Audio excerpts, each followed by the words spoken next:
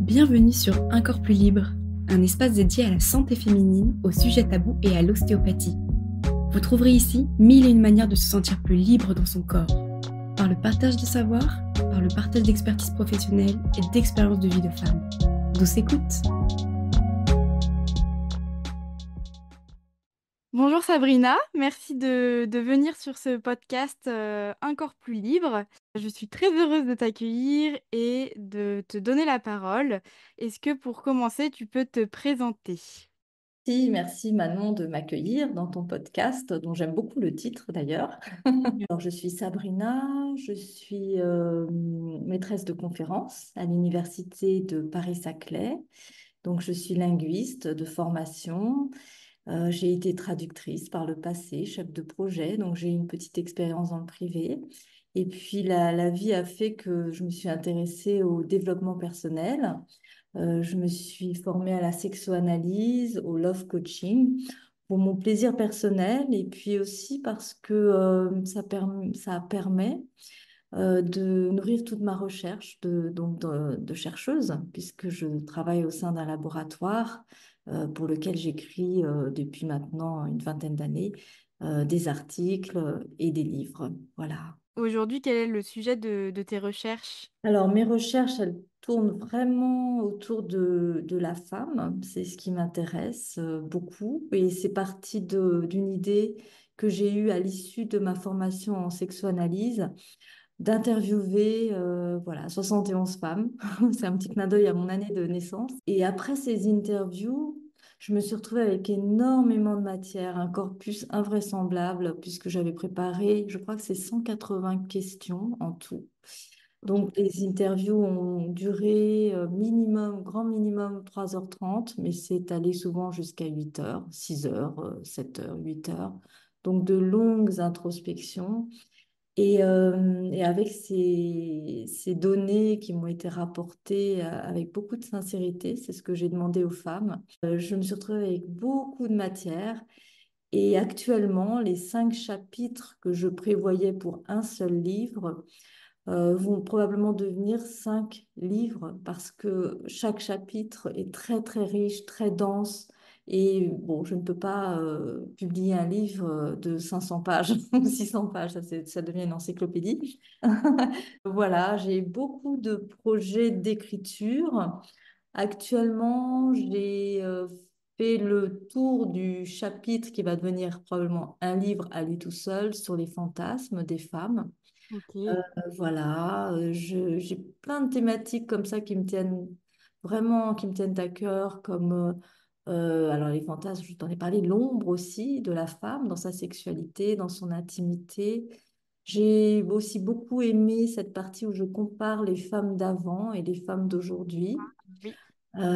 où voilà, je fais une espèce de comparaison finalement assez positive, puisque personnellement, je préfère vivre à mon époque que Ok. comment dire, au début du siècle dernier ou moitié du siècle dernier. Est-ce que tu peux nous donner quelques informations? Enfin, je ne sais pas si c'est possible de développer un petit peu le sujet. Sur le comparatif, tu veux dire, Ouais, entre ouais, ouais. Entre les l'avant femmes et... d'avant et femmes d'aujourd'hui. Je peux développer ce point, bien sûr. Je peux le développer et à la fois, je ne peux pas faire abstraction d'un point important pour moi, c'est que je suis d'origine espagnole et toute ma réflexion sur les femmes d'avant et les femmes d'aujourd'hui, elle a vraiment émergé, je crois, quand j'étais finalement adolescente et que j'allais en Espagne tous les étés et que je voyais ces grandes tantes, tu vois, qui étaient nées vraiment il y a longtemps pour moi, hein, qui sont mortes maintenant, évidemment, depuis pas mal d'années. Donc, je parle vraiment des personnes, des femmes anciennes, qui étaient pas que des clichés. De toute façon, on dit que dans tout cliché, il y a une part de vérité. C'était des femmes, tu vois, habillées tout en noir, qui s'étaient mariées vierges, qui n'avaient vécu que pour un seul homme. Donc tout ça, c'est beau en soi, pourquoi pas, hein, si c'est une décision personnelle. Après, moi, ces femmes, elles me donnaient pas forcément l'impression d'être franchement épanouies. Alors, je ne vais pas en tirer du tout une généralité, hein, je parle vraiment de mon expérience, de mon ressenti. Et il y avait beaucoup de sororité pendant ces étés-là parce que j'avais mes grandes tantes qui me parlaient beaucoup de ce qu'elles avaient vécu, elles, quand elles étaient jeunes, de leur nuit de noces, de leurs accouchements, voilà, de si elles étaient vraiment tombées, j'ai envie de dire, sur le bon numéro, parce que parfois c'était un peu comme ça. Tu vois, il suffisait que tu te fiances à 14 ans.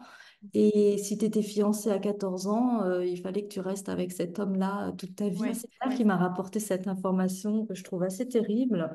Elle avait comme ça eu quelques copines d'enfance, dont une en particulier qui avait été fiancée très tôt, à 14 ans, et puis son jeune fiancé voilà, était tombé amoureux d'une autre jeune fille et il avait laissé tomber. Et donc, cette jeune fille ne pouvait plus rencontrer de garçon dans son village parce qu'elle avait été déjà fiancée. Personne ne la regardait. Elle ouais. était condamnée à devenir vieille fille parce que même si, pour parler presque crûment, il ne s'était rien passé, elle n'avait pas été déflorée, elle était toute vierge, toute jeune, c'était devenu une femme qui aurait dû être l'épouse d'eux et qui donc n'était plus désirable ni désirée. C'est ces histoires-là qui m'ont beaucoup nourrie. Et la notion que je vois vraiment en fil rouge de toutes ces interviews et de mes partages avec d'autres femmes, c'est vraiment la notion que moi je nomme dans un de mes livres, En herbe, qui est la notion de mea culpa. Tu vois, ces femmes à qui on a appris qu'elles étaient coupables finalement de quelque chose, de plein de choses. Et aujourd'hui, je crois que ce mea culpa existe moins quand même, heureusement. Donc mon message, il est, quand je disais tout à l'heure qu'il est assez positif, c'est que je pense qu'il y a quand même des choses qui ont évolué en bien, d'autres peut-être en moins bien. Mais je trouve que globalement, aujourd'hui, une femme qui souhaite s'épanouir, même ne serait-ce que s'instruire, c'est quand même beaucoup plus simple, plus accessible que par le passé, il me semble. Surtout en Europe ou en tout cas en Occident. Peut-être que ailleurs dans le monde, on est encore à ce que tu décris juste avant. Oui, merci Manon de faire cette précision. Effectivement, moi, dans ma recherche, je n'ai pas du tout la prétention de globaliser, en tous les cas. Mes interviews, elles ont été faites que par des femmes qui vivent en France, parce qu'en fait, pour moi, c'était très important de rapporter leurs paroles telles quelles, sans traduction, pour pas dénaturer un peu, tu vois, le message d'origine. Et j'ai fait ce choix. Donc, ma recherche, elle porte vraiment sur des femmes qui ont peut-être certaines une origine européenne, mais ce sont des femmes occidentales qui vivent en France. Voilà. Ok. Eh ben, c'est hyper intéressant. Et tu m'as dit qu'il y avait du coup 5 thèmes, c'est ça, hein? Ah oui, oui, oui, 5 thèmes en tout. Et alors, quels sont les autres thèmes? Ah là là, il va falloir que je fasse appel à ma mémoire. Mais le premier chapitre, c'est Il était une première fois.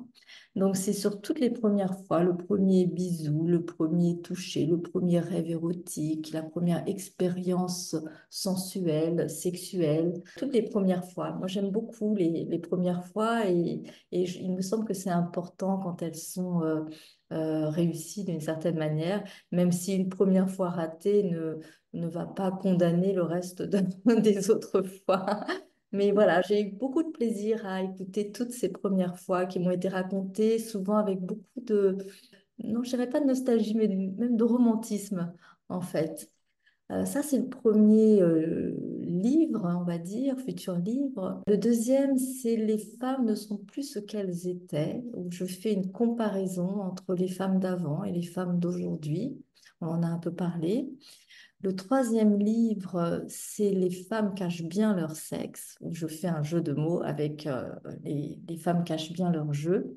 Et là, je traite de toute la sexualité des femmes qui est un petit peu honteuse pour certains ou certaines. Donc, je parle de la masturbation, de l'autosexualité, des fantasmes, de l'ombre. J'ai des femmes qui m'ont raconté qu'elles avaient abusé de certains hommes. Donc, c'est vraiment la partie cachée, celle qu'on n'ose pas forcément raconter un samedi soir dans un restaurant avec des copines. Enfin, Voilà, donc ça, c'est vraiment le chapitre sur lequel je travaille, chapitre livre, on va dire, sur lequel je travaille actuellement. Le quatrième chapitre livre, c'est sur la sexualité épanouie des femmes.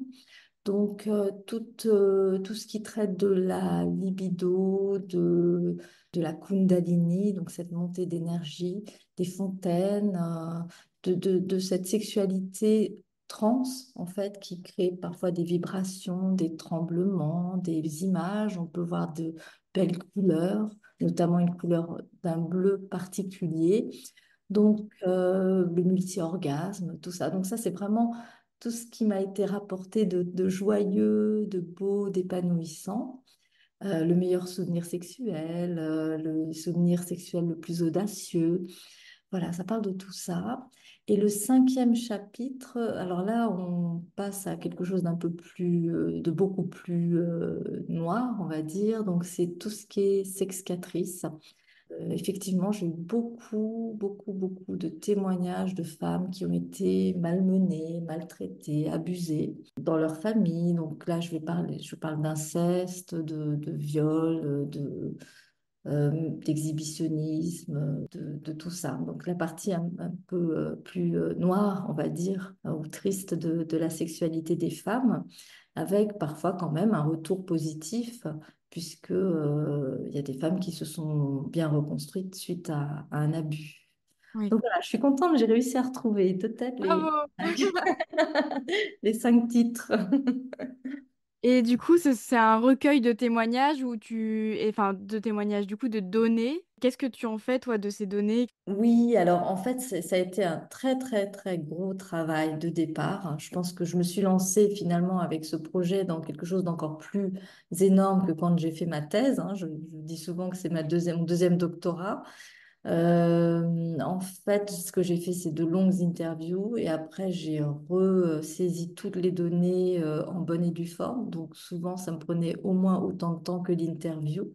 Ouais. Et puis ensuite, je me suis aidée d'un logiciel, Scrivener, pour ne pas le nommer, qui m'a permis de répertorier par thématique tous les témoignages des femmes. J'étais obligée de passer par un logiciel pour mieux m'organiser parce qu'à un moment donné, ma mémoire me faisait défaut.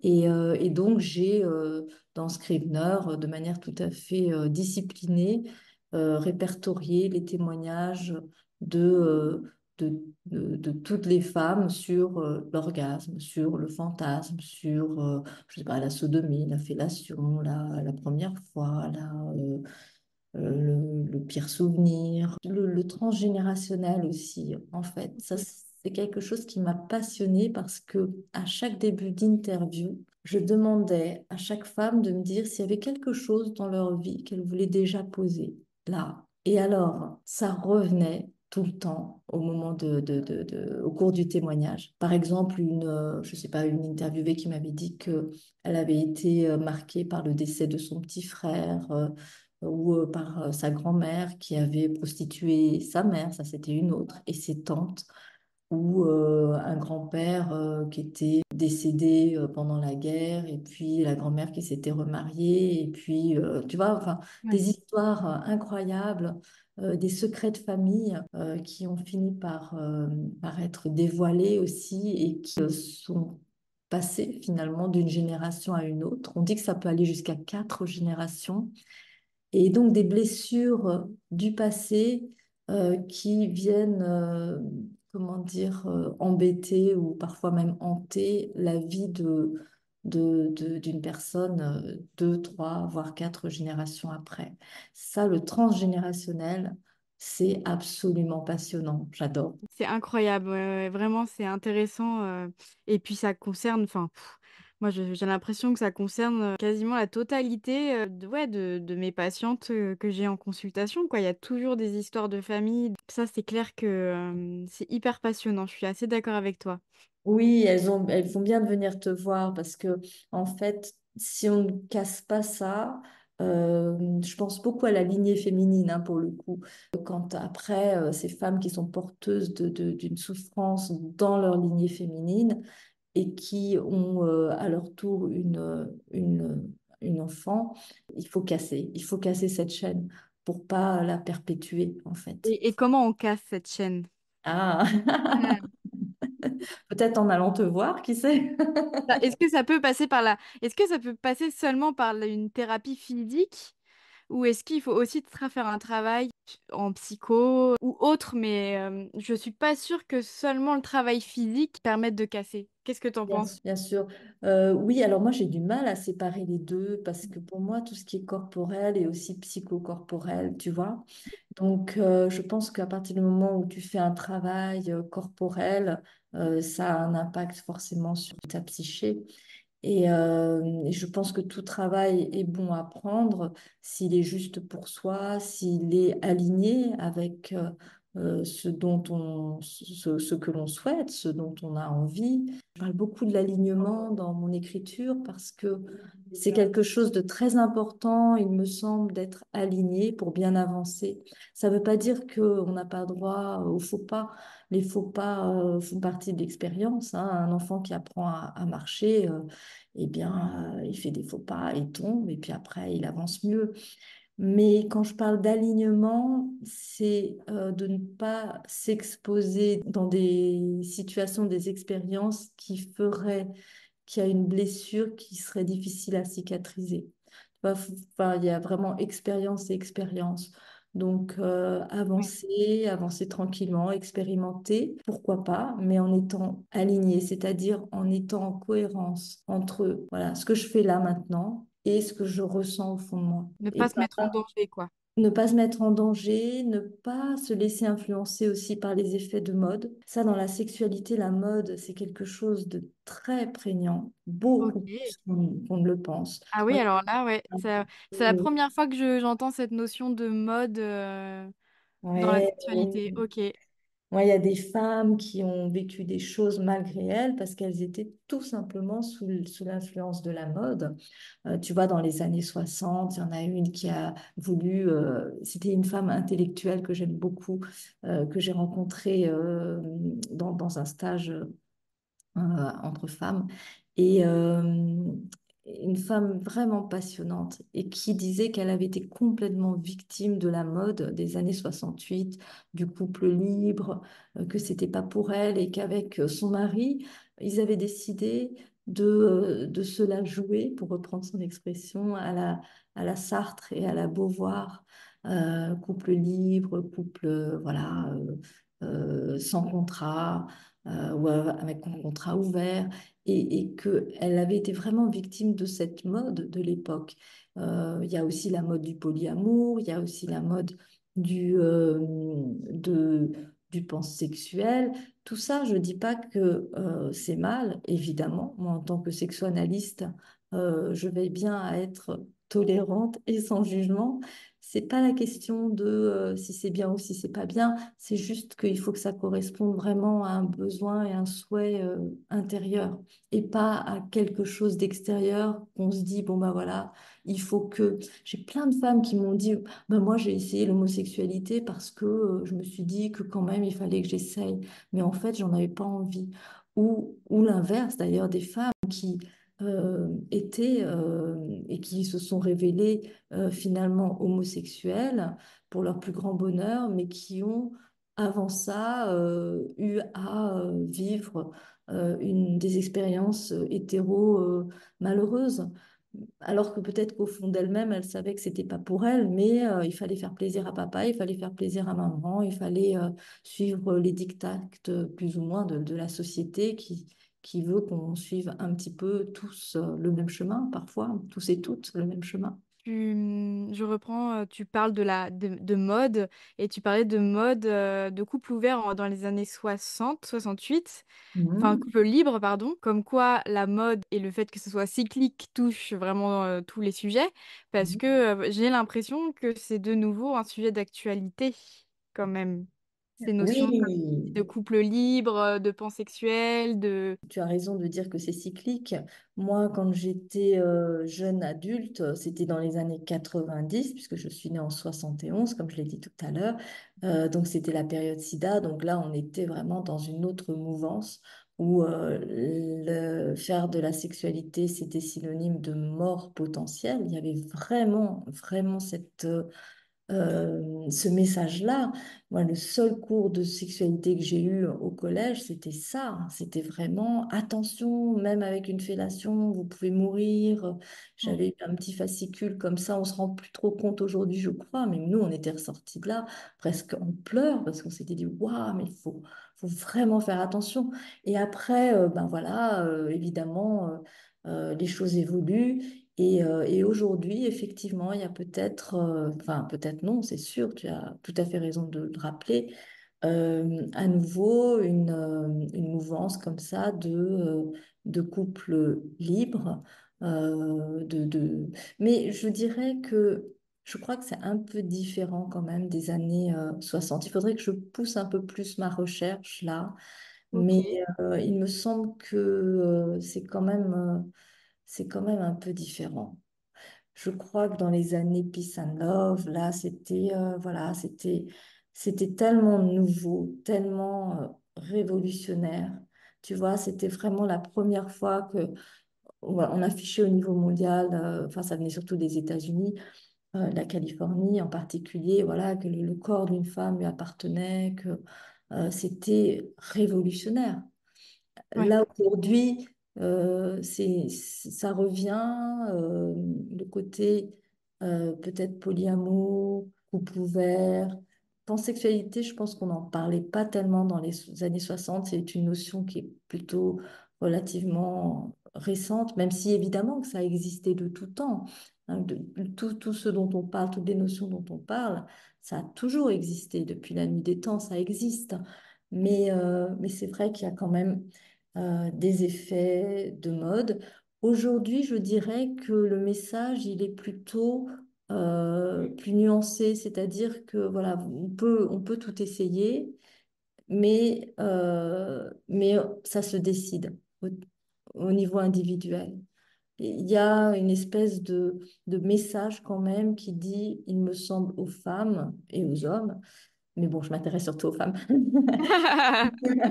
qui dit que bon, voilà, c'est une décision.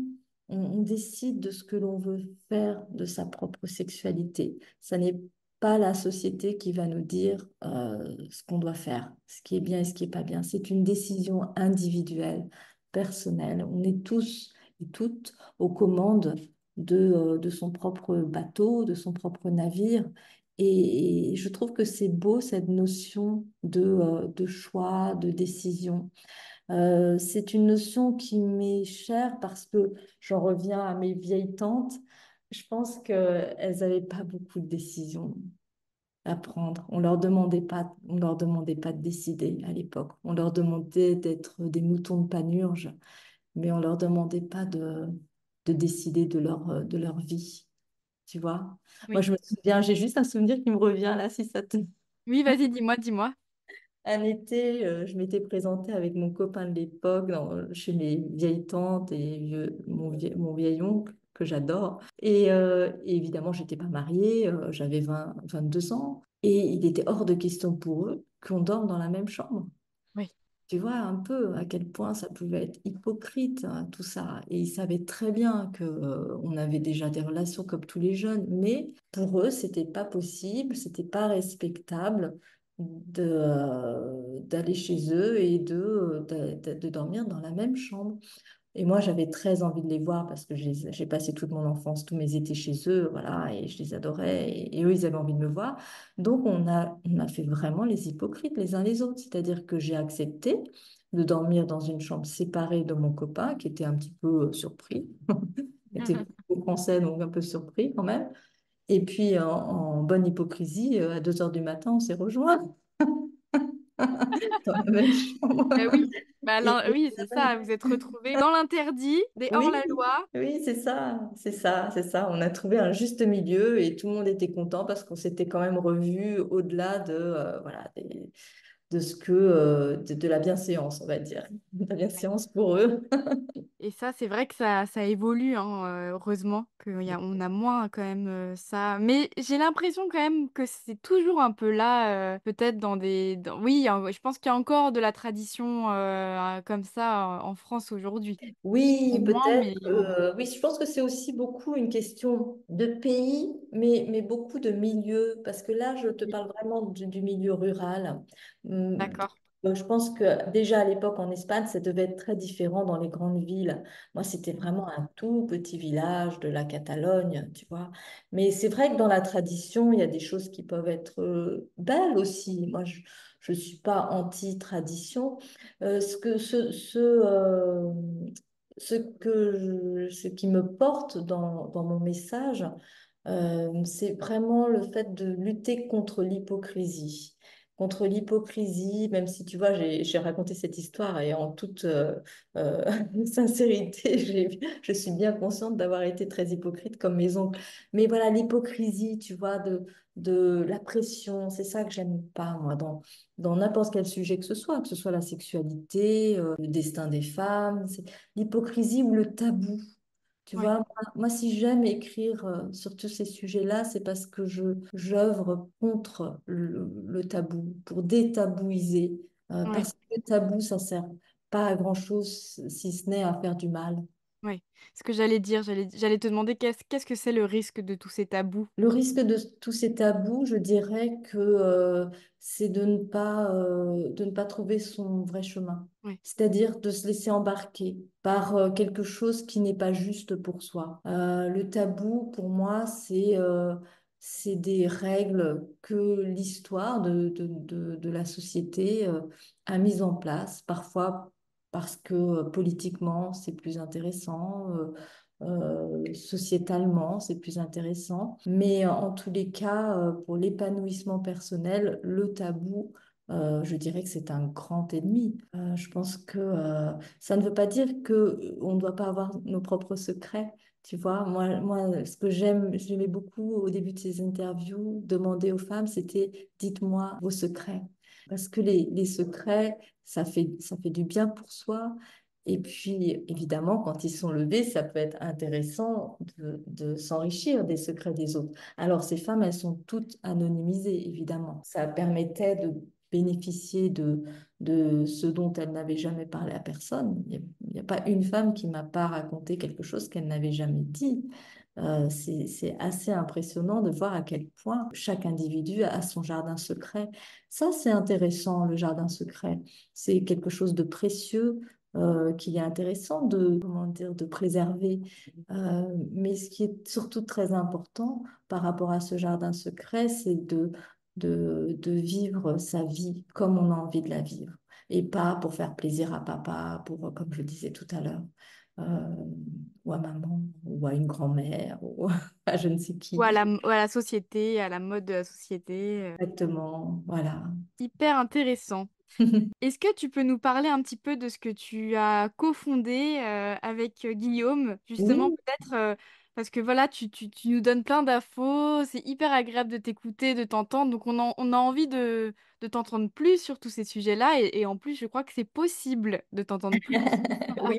Eh bien, écoute, avec Guillaume, donc mon mari, on a cofondé l'Université de l'amour. C'est un site qui regroupe beaucoup d'informations. On est aussi sur YouTube et on fait des vidéos d'informations. Donc, tous les deux, on adore transmettre. Vraiment, ça, c'est quelque chose qui nous porte. On a trouvé notre bébé à nous, c'est la transmission dans la sexualité, l'amour pour les couples. Alors, ce sont des vidéos qui s'adressent à des couples ou à des célibataires qui s'intéressent à l'amour, hein. On ne rejette absolument personne. On adore tout le monde. On accueille tout le monde pour ces vidéos avec grand plaisir. Alors, on accueille parfois des personnalités extérieures aussi qui ont écrit des livres comme nous, en fait, voilà. Et puis, par ailleurs, on anime des stages pour les couples cette fois-ci. Ok, Voilà, des stages où on va travailler vraiment sur la connexion, sur l'intimité et l'amour. Donc, ce sont des couples qui viennent pour renforcer leur lien, qui s'aiment infiniment, mais qui rencontrent parfois des difficultés ou pas. Il y a aussi des couples qui s'intéressent juste à leur relation. Donc, on va travailler beaucoup sur la communication. Ça, c'est important pour nous, la communication intellectuelle, mais aussi corporelle, pour qu'il y ait un bel équilibre. Et ce sont des stages voilà, qui durent 3 4 jours, surtout en vallée de Chevreuse actuellement, mais on va aussi organiser un stage et animer un stage au Costa Rica, voilà, Waouh! Ok. l'an prochain. Donc ça nous nourrit beaucoup parce que ce sont des stages qui sont beaux, qui sont touchants, où chaque couple est là vraiment, il y a un avant et un après en fait. Et, euh, et ce qui est beau à voir, c'est que ce sont des couples qui sont courageux. Moi, je dis toujours ça aux couples qui nous font confiance, qui sont pleins de courage. Et c'est pas de la démago, hein. Quand je dis ça, c'est vraiment, pour moi, c'est sincère parce que c'est plus facile de se laisser aller que de s'accrocher et d'aller dans la profondeur. C'est plus facile de mal se parler que de trouver les mots justes dans sa communication. C'est plus facile de mal se parler carrément, d'être violent parfois avec son compagnon, verbalement. En tous les cas, je pense juste au verbal. C'est plus facile de dire, je sais pas, tu me fais chier, ou je sais pas, que de trouver le bon langage qui fait qu'on va prendre soin de sa relation. Et donc, les couples qui viennent nous voir, ce sont des couples qui mettent leur union en haut de la pyramide. Pour eux, c'est important de passer ce temps-là et ça change la relation après. Nous, on a des messages qui nous reviennent, qui nous touchent profondément, de couples qui nous envoient juste un petit message, merci, merci. On se retrouve, je pense à un message là tout de suite qui m'avait particulièrement touchée, où le couple disait, on se retrouve 25 ans après. Donc, c'était un couple qui était ensemble depuis longtemps, pas si âgé que ça, mais ils s'étaient rencontrés tout jeunes, et, et qui disait non seulement on retrouve des choses qu'on avait oubliées, mais en plus, on découvre de nouvelles choses. Que ça, je trouve ça beau quand, voilà, quand on donne des clés, nos outils sur lesquels on a bien bûché, Guillaume et moi, et après on les met en œuvre. Tu vois, il y a un côté un peu architecte où on imagine, on conçoit, on réalise, et après on se régale. Ouais. Et puis, ouais, et puis il y a ce retour et ça marche, quoi, en plus que ça. Oui, alors ça c'est pour des couples qui sont pas en crise trop grave. Après, à l'Université de l'amour, on cherche vraiment à trouver une formule qui est adaptée à toutes les situations que peut vivre un couple.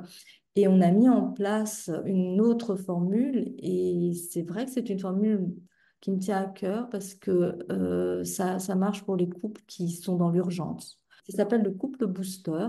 Donc c'est toute une journée où Guillaume et moi, on accueille le couple qui est en crise, tu vois, mais là en crise et qui est pas en mesure d'être juste dans un stage, qui préfère être seul et être pris en charge Oui. de son unicité. Et à ce moment-là, ce qu'on fait, c'est qu'on reçoit le couple de 9 heures du matin à 17 h 18 h donc toute une journée de manière intensive avec un programme, parce qu'au préalable, on prépare cette journée tous les quatre ensemble. Voilà, chaque membre du couple nous envoie un message, un mail, en disant ce qui ne va pas, ses attentes, ses difficultés, ses espoirs. Et ce message-là, on ne le transmet pas à l'autre partenaire.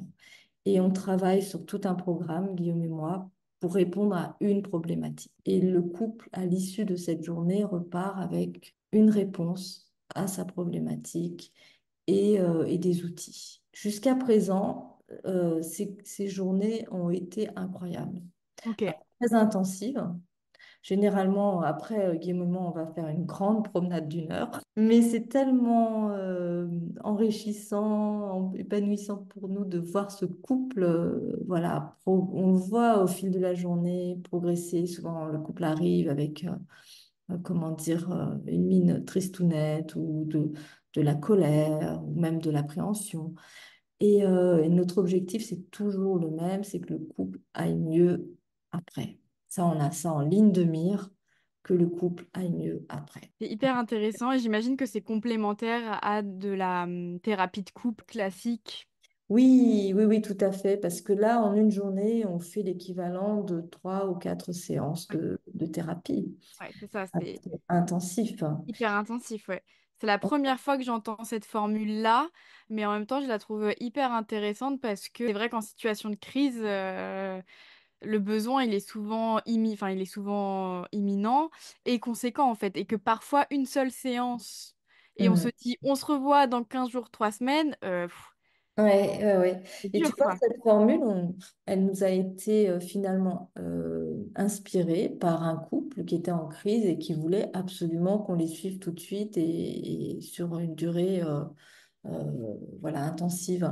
Donc c'est parti, ça a été vraiment une formule empirique qui est partie d'une expérience comme ça c'est vraiment un couple qui nous a demandé de le suivre de cette manière-là. Donc Et ça a inspiré, du coup, et oui, comme quoi. tout à fait. Et il faut rester ouvert à ce que aussi nos patients et patientes nous demandent et nous proposent. Et parfois, c'est l'occasion de faire des belles trouvailles de formules. Mais oui, complètement, complètement. Super. Bah écoute, est-ce que tu as des choses encore à... Est-ce qu'il y a des choses que tu aimerais me partager avant de finir? Moi, je trouve ça superbe que tu fasses ce podcast et puis que tu parles de liberté, c'est ça, hein. J'ai découvert Ouais. le mot là pour plus de liberté, c'est ça? Alors, le nom du podcast, c'est Un corps plus libre, qui en fait Encore. porte le même nom que mon livre. Un Hmm, corps, donc le corps physique plus libre. Et donc, bah, ça a beaucoup de sens pour moi par rapport à l'ostéo, qui est quand même dans la libération des corps, des tensions. hmm, Et mon livre j'ai écrit un livre du coup qui était c'était de la vulgarisation médicale, mais aussi sur un peu bah, justement faire valser tous les tabous et les dictates qui pèsent sur les corps des femmes et qui nous empêchent de nous sentir libres dans nos corps. Et hmm. donc voilà, et j'ai beaucoup aimé ce titre et je me suis dit que j'avais envie que mon podcast porte le même nom. Oui, bah écoute, c'est un très joli titre et moi j'aime beaucoup le mot liberté. C'est Ouais, vraiment un mot qui m'inspire. Parfois, je vais juste finir sur ce mot, dire un bien petit sûr. peu, faire un peu de linguistique. Avec Euh, plaisir. En fait, le mot liberté, pour moi, il est très inspirant. Pourquoi? Parce que parfois, je crois qu'on peut mal le comprendre. Tu vois, quand on pense liberté, on se dit, waouh, on peut aller dans tous les sens, partir dans tous les sens, et avec un peu, peut-être, cette idée de je peux faire n'importe quoi, je suis libre, donc je peux faire n'importe quoi, dans le sens je peux tout faire, mais aussi faire peut-être des choses qui me correspondraient pas. Et pour moi, la liberté, je vais revenir à cette notion d'alignement. Être libre dans son corps, être libre dans sa tête, être libre dans ses mouvements, dans ses paroles, dans ses agissements, c'est pour moi vraiment une question de être en cohérence avec ce que je respire, ce que je transmets et mes convictions personnelles. Donc voilà, je vais juste finir là-dessus. Super. Bah, moi, je trouve que c'est super de finir là-dessus parce que je pense que ça peut faire réfléchir toutes les personnes qui vont écouter sur ce sujet-là de la liberté, de est-ce que je suis cohérent avec moi-même, à quoi j'aspire, quelles sont mes envies. Donc, Et toi, c'est quoi la liberté pour toi alors? qu'est-ce que c'est la liberté pour moi? Waouh! Je te rejoins sur cette libre de faire ses choix, mais des choix qui résonnent positifs, qui sonnent justes avec son fort intérieur, qui vont pas forcément sonner juste avec le reste de ce qu'on pourrait attendre de nous. Et justement, c'est ça, je crois que la liberté, c'est de peut-être bah, casser un peu les codes et ce qu'on attendrait qu'on fasse d'une femme ou qu'on fasse voilà moi Manon qu'est-ce qu'on attend de moi bah je vais casser un peu ces codes-là mais je vais rester humble avec moi-même et dans mon alignement et c'est là où je ressens ma liberté. Oui, oui, c'est très juste. Parfois, on est même pour cela amené à casser les codes, casser les injonctions. Et oui, oui, merci d'apporter cette notion supplémentaire, c'est chouette. Oui, oui, tout à fait, je la retiens. Super, wow, génial.